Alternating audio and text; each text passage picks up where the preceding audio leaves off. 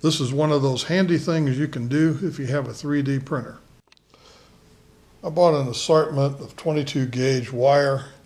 This is multi-strand silicone wire, and I wanted to put these on a spool.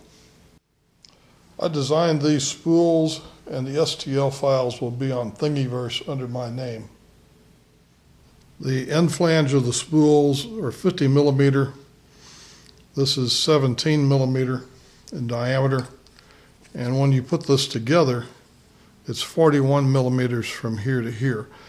If neatly spooled, these will hold about 20 meters of 22 gauge wire. There's also files for these two larger spools.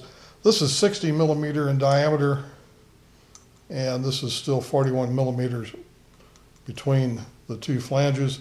And this one is 50 millimeter flange diameter and 48 millimeter inside flange to flange.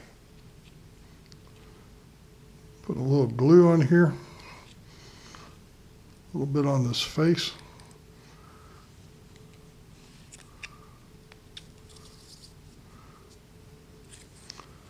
I lined these holes up at right angles to each other, pretty close anyway. A little more glue right in here.